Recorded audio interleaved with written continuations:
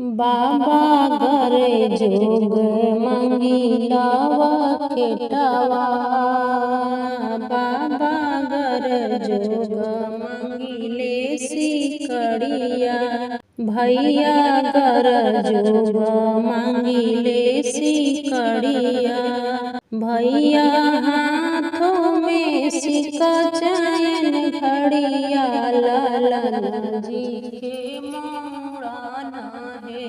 भैया हाथों में सिक्का चैन घड़िया। लाला जी के मोड़ाना है। बेटी ये तना ही धना जेकरा ना होई है। बहिना ये तना ही धना जेकरा ना होई है। बहिना से कैसे बहिना बोलाई है। लाला जी के मोड़ाना है। बहिना से कैसे बहिना बोलाई है। लाला जी के मोड़ाना है। भैया जकरा ही धना इतना ना होई है।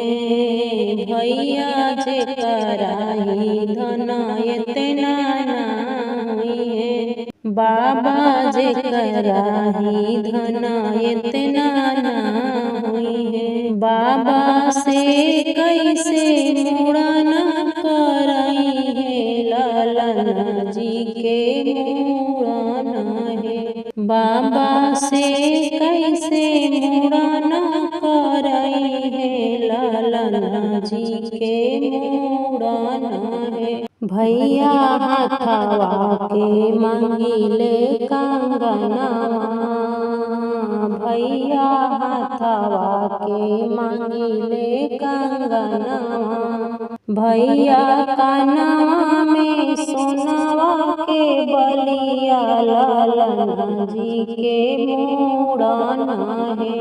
भैया कानवा में सोनवा के बलिया। लाला जी के मोड़ाना है। दीदी ये तना ही धना जेकरा ना होई है। दीदी ये तना ही धना जेकरा ना होई है। दीदी से कैसे बेटी बोलाई है। लाला जी के मोड़ाना है। भैया जकरा ही धना इतना ना होई है।